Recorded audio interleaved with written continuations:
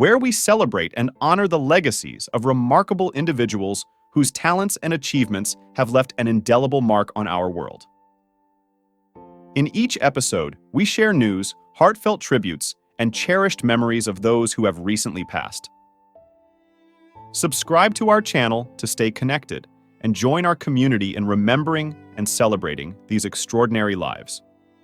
Together, let's pay tribute to their enduring contributions and ensure their stories live on. John W. Wachter, professionally known as Johnny Wachter, was an American actor recognized for his roles as Brando Corbin in the series General Hospital and Johnny in the series Siberia. He also appeared in the series Army Wives and the films USS Indianapolis, Men of Courage, and Supercell. Wachter was tragically shot dead in downtown Los Angeles at the age of 37. John W. Wachter III was born on August 31, 1986, in Charleston, South Carolina. He grew up in Summerville, South Carolina, graduating from Summerville High School in 2004 and later from the College of Charleston in 2009.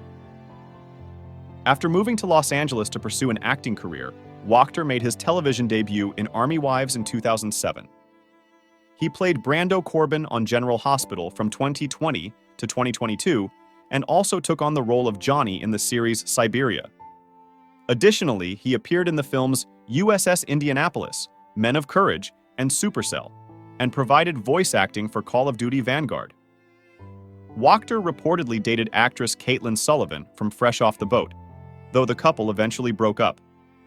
At the time of his death, he was working as a bartender. On May 25, 2024, Wachter was killed at the corner of West Pico Boulevard and South Hope Street in downtown Los Angeles when 3 men attempted to steal the catalytic converter from his vehicle. He was shot and the assailants fled the scene. Wachter was transported to a hospital where he was pronounced dead. Alan White was an influential English drummer, best known for his nearly 50-year tenure with the progressive rock band Yes. Joining Yes in 1972 as a replacement for Bill Bruford, White became the band's longest-serving member, and alongside bassist Chris Squire, remained with Yes throughout his life. His impact on the band and progressive rock was profound, marked by his technical skill and creative contributions. White's career took a significant turn in 1969 when he joined John Lennon and Yoko Ono's Plastic Ono Band.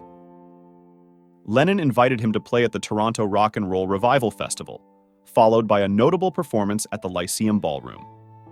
White played drums on iconic singles such as Instant Karma and Imagine, and contributed to most of Lennon's 1971 Imagine album, cementing his place in rock history.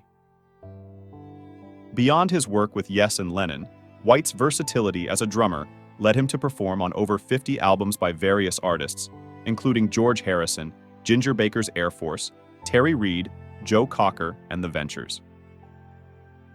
His extensive session work showcased his adaptability and solidified his reputation as a sought-after drummer in the music industry. In recognition of his contributions to music, White was inducted into the Rock and Roll Hall of Fame as a member of Yes in 2017. He was also a devoted family man, married to his wife Gigi for over 40 years, with whom he had 2 children, Jesse and Cassie. His son Jesse followed in his footsteps, pursuing a career in music. White also served as the best man at John Anderson's wedding in 1997, highlighting his close personal relationships within the music community. Alan White passed away at his home in Newcastle, Washington, on May 26, 2022, at the age of 72. Following a brief illness, Darryl Hickman, child actor of Leave Her to Heaven in The Grapes of Wrath, died at age 92 on Wednesday, May 22nd, his family said.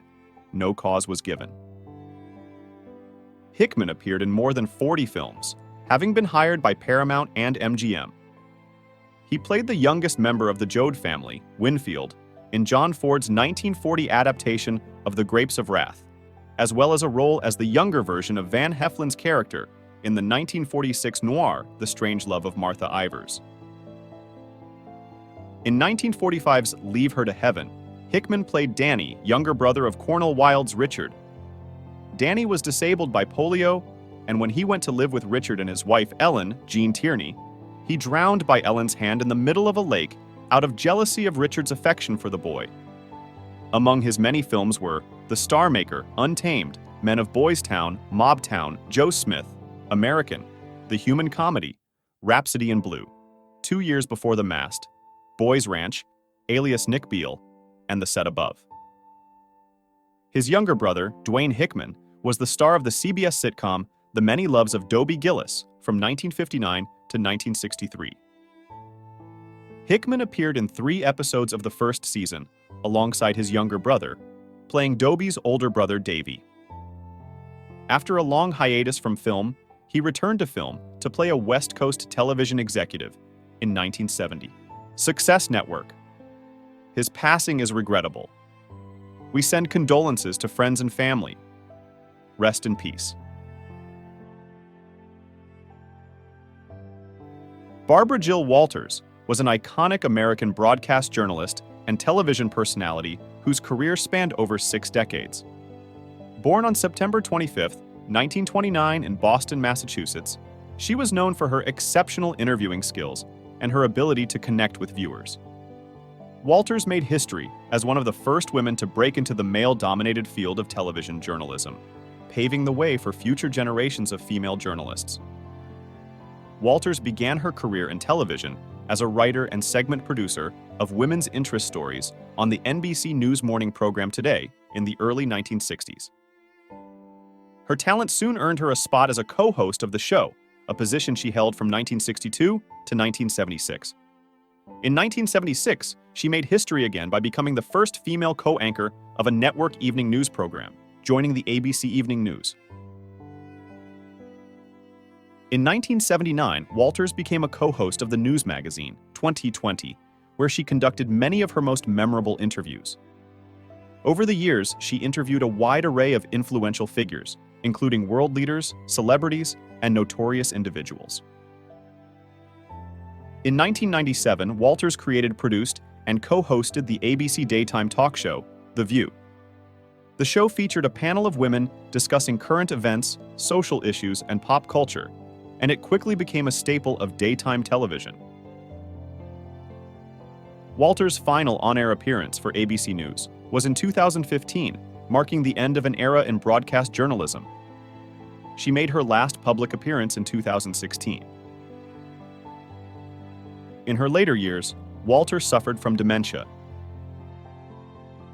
James Douglas Hobson was a prominent Canadian figure in professional football, renowned both for his prowess as an offensive lineman and for his executive leadership within the Saskatchewan Roughriders of the Canadian Football League. Serving as the president and chief executive officer of the Roughriders from 2005 to 2014, Hobson oversaw a period of remarkable success for the team, marked by Grey Cup victories in 2007 and 2013, as well as unprecedented financial prosperity. Hailing from Regina, Saskatchewan, Hobson's connection to football ran deep within the province. He honed his skills at Tom Collegiate in Regina before joining the Regina Rams for junior football. Transitioning to the professional realm, Hobson made his mark with the Roughriders beginning in 1973. His tenure coincided with the era of Rough Rider legends Ron Lancaster and George Reed, and by 1974, Hobson had cemented himself as a key starter on the offensive line. Despite his football commitments, Hobson also found time to teach in Lumsden, Saskatchewan during 1975 and 1976, demonstrating his dedication both on and off the field. Following the 1976 Grey Cup, where Saskatchewan fell to the Ottawa Roughriders, Hobson retired from football to focus on his teaching career. Sam Art Williams, an influential playwright, screenwriter, and actor, passed away at the age of 78 on May 13th in Burgaw, North Carolina. Williams, renowned for his vivid depictions of the African American experience, leaves behind a legacy that has significantly enriched American theater and television. Born on January 20th, 1946, Williams was deeply influenced by his mother, a high school English and drama teacher who instilled in him a profound appreciation for literature and the arts. This early exposure to the power of storytelling shaped his career and creative philosophy. Williams' journey in the arts led him from acting in significant New York productions to creating award-winning plays that spoke to and resonated with diverse audiences. His most celebrated work, the play Home, not only enjoyed a successful run from the Negro Ensemble Company to Broadway, but also earned Williams nominations for a Tony Award and a Drama Desk Award. The play's impact was profound, offering an insightful, poignant look at rural and urban African-American life through its compelling narrative and rich characterizations. Beyond the stage, Williams made substantial contributions to television, earning 2 Emmy nominations and influencing popular series with his writing. His dedication to teaching later in life at North Carolina Central University, where he shared his knowledge and passion for theater, ensured that his influence would endure through future generations.